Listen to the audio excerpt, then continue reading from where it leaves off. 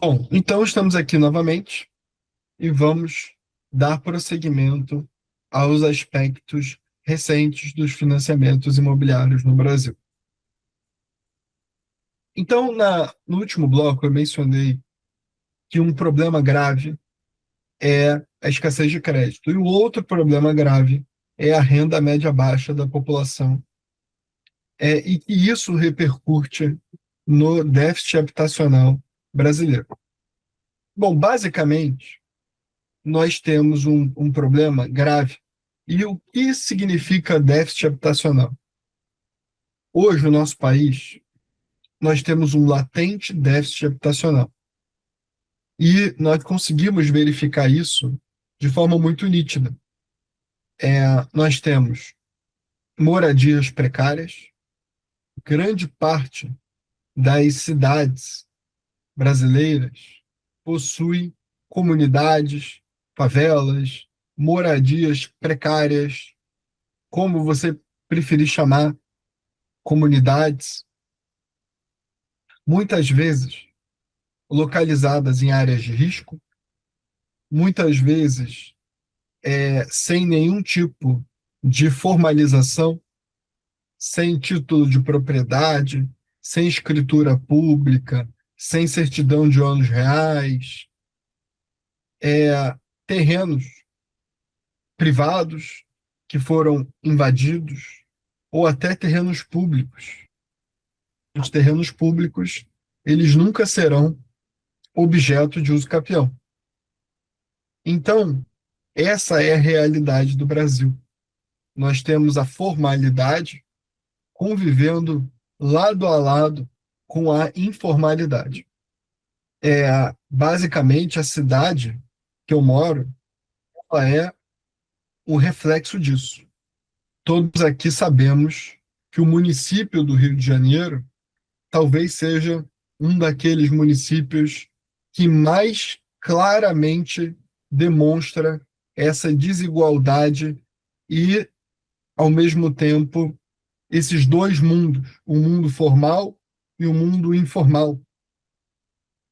É, Sobretudo, nós podemos verificar fotos, conseguimos verificar em filmes, novelas, onde você tem uma comunidade ao lado de moradias, inclusive moradias de classe média alta ou classe alta.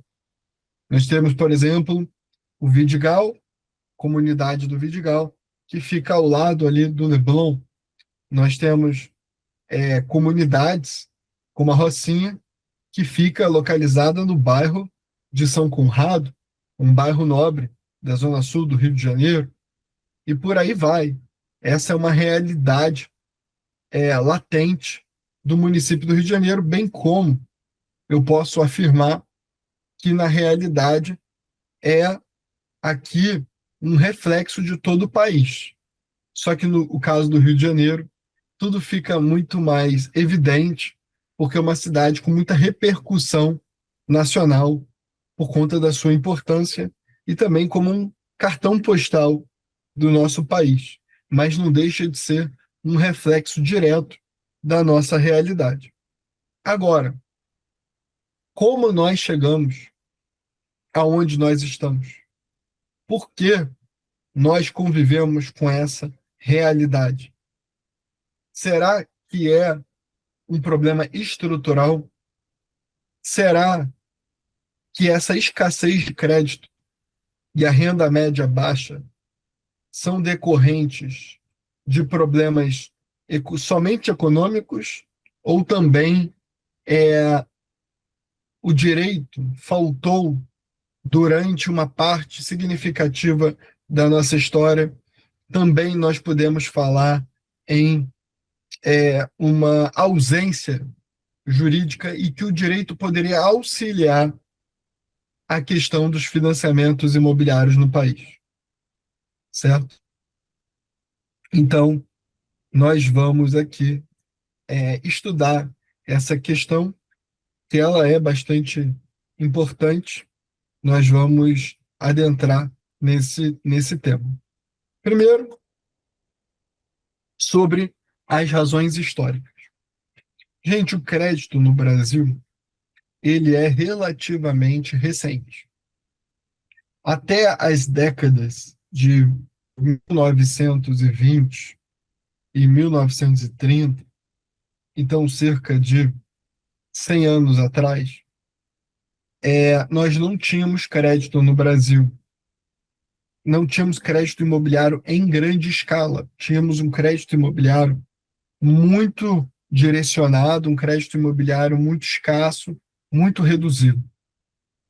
Basicamente, no início do século passado, do século XX, nas primeiras décadas, 1920, 1930, agentes financeiros privados eram os verdadeiros responsáveis pela concessão de crédito.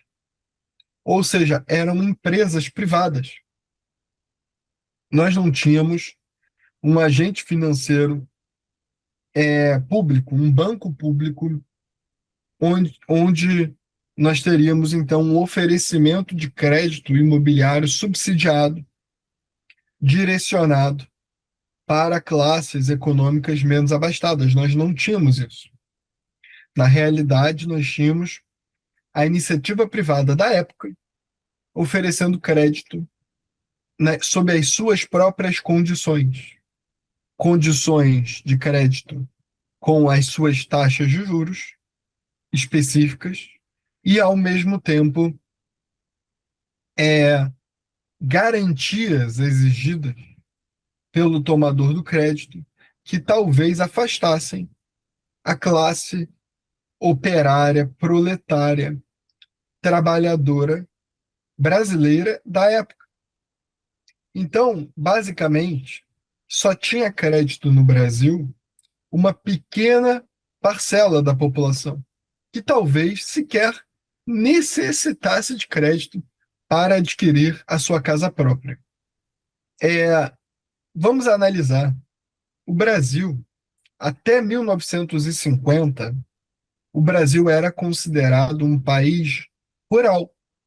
Ou seja, até 1950, mais da metade da população brasileira morava no campo e não nas cidades. E as cidades brasileiras também, a maior parte das cidades brasileiras eram pequenas e médias cidades. Grandes cidades, como Rio de Janeiro e São Paulo, eram exceções. Estava, por exemplo, como o maior município, o mais populoso município do Brasil, não era São Paulo. Então, na época, tínhamos poucos municípios já de grande porte, desenvolvidos, urbanos, como o caso de Rio, São Paulo, Belo Horizonte, Porto Alegre, por exemplo. O Brasil era um país agroexportador. E o caso do Rio de Janeiro capital, por exemplo, nós tínhamos uma pequena classe média que era formada por servidores públicos, por profissionais liberais, um país que ainda padecia consideravelmente do analfabetismo. Ou seja, nível superior era algo para uma minoria privilegiada da população. Por que estou passando todas estas informações? Basicamente, estas informações mostram que a sociedade brasileira era segmentada. Era uma sociedade com muita desigualdade social. Uma desigualdade social que era até mais grave do que nos dias atuais, apesar de que dá para dizer que essa desigualdade, por incrível que pareça, até reduziu, se nós analisarmos a situação atual, o coeficiente de Gini atual e compararmos com 100 anos atrás.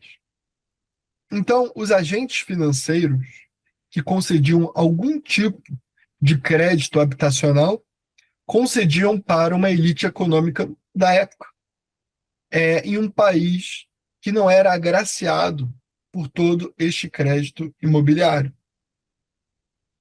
Basicamente, esse foi um grande problema, porque enquanto outras nações ofereciam crédito habitacional, enquanto outras nações ofereciam crédito habitacional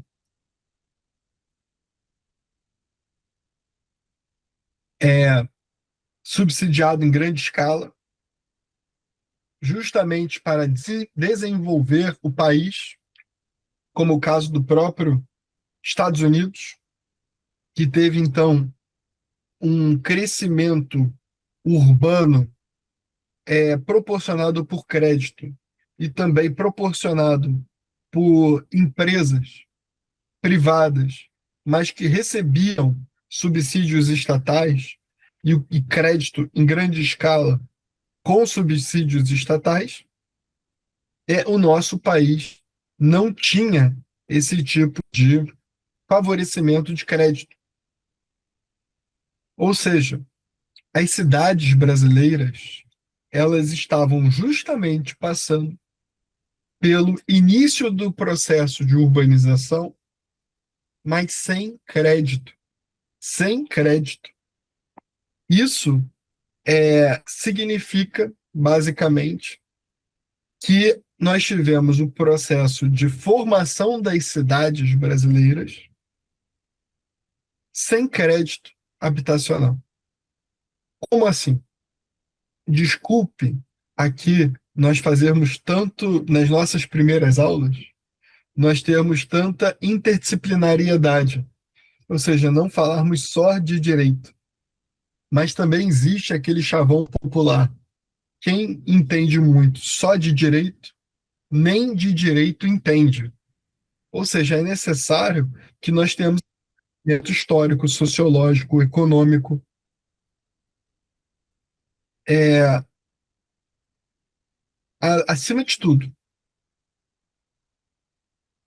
não somente ficarmos aqui falando sobre direito. Vamos falar sobre legislações, principalmente a 9.514 e o SFH, sobre, sem dúvidas, mas aqui vamos entender agora nos primeiros blocos, perdão, a escassez de crédito imobiliário.